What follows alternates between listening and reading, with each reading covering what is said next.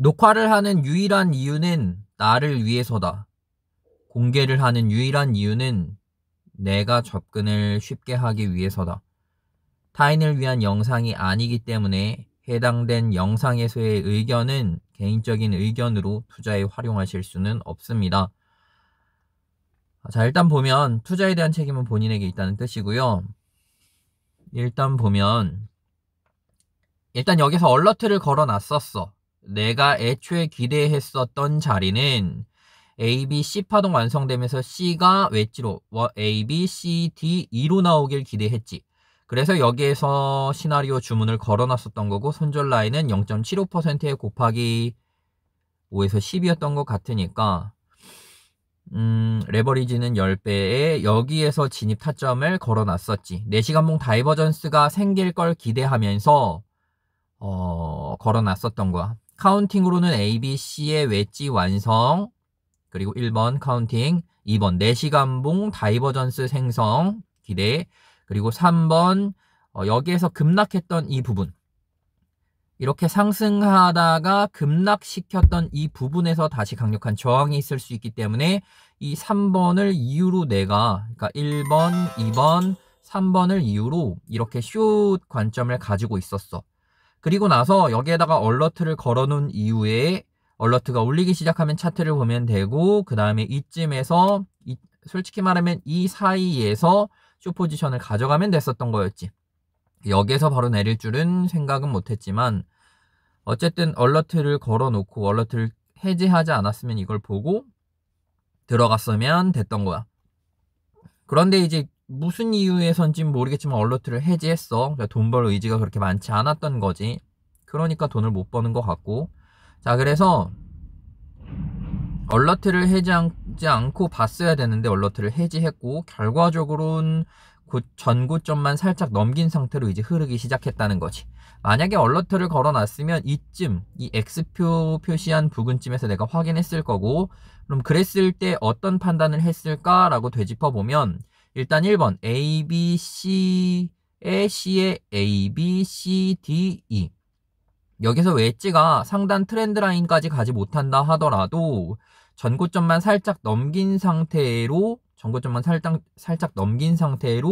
이렇게 웨지가 완성될 수도 있기 때문에, 그래서 여기서 보면 2번 상단 트렌드 라인이 아니더라도 웨지 ABCD 이 파동으로 볼 수 있다. 왜냐면 전고점을 살짝 넘기는 경우도 있을 수 있기 때문이다. 카운팅에 대한 근거는 그거고, 그리고 마지막 이 ABC를 보면 마지막 ABC가 1대1 익스텐션이 완성됐어.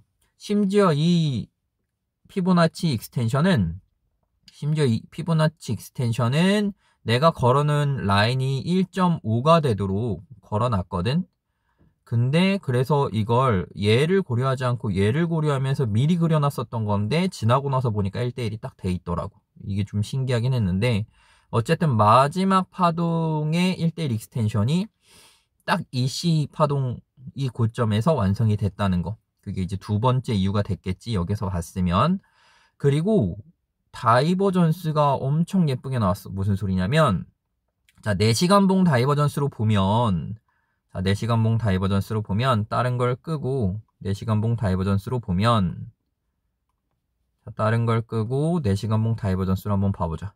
자, 4시간봉 다이버전스로 보면 이제 파동 간 다이버전스겠지. A, B, C, D, E 파동에선 파동 내 다이버전스이긴 하지만, 자, 요 녀석과 여기를 보자. 여기와 여기를 보면 지금 다이버전스가 꽤 깊어.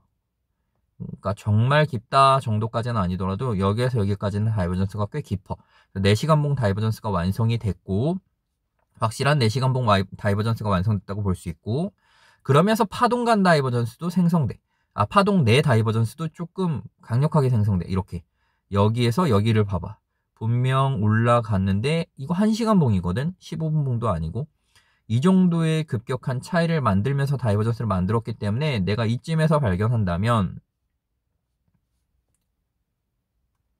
봐봐, 내가 이쯤에서 발견한다면 그럼 들어갈 만한 근거가 다이버전스로도 명확해진다고. 그래서 4시간봉 파동간 다이버전스, 이 파동까지 세분화하면 이 파동간 다이버전스, 그리고 1시간봉 파동 내 다이버전스까지 완성됐기 때문에 진입 근거가 완성되어서 여기서 타볼 수 있을 거란 말이지. 그럼 도대체 손절 라인은 어디로 가져가야 되냐면 손절 라인은 전고로 가져가는 게 맞는 것 같아.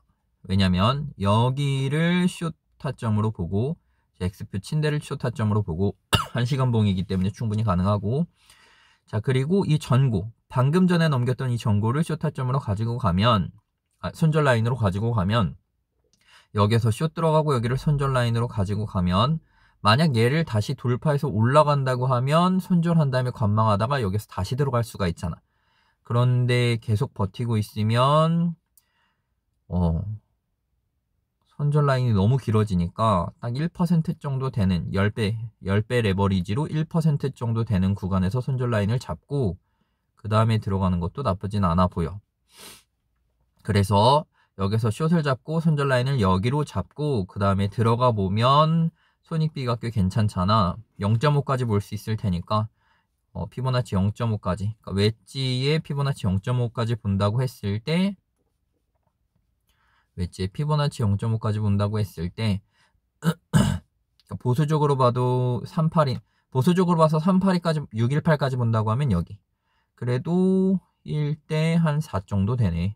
0.5까지 보면 한 1대 6 정도 되는 것 같으니까 손익비도 괜찮고 하나 더 추가하면 4번 손익비도 괜찮고 이런 식으로 해서 들어가 볼 수 있지 않았을까. 결국 중요한 건 돈벌 의지가 엄청 중요한 것 같고, 그리고 차트는 그 순간이 왔을 때 보는 게 중요한 것 같아.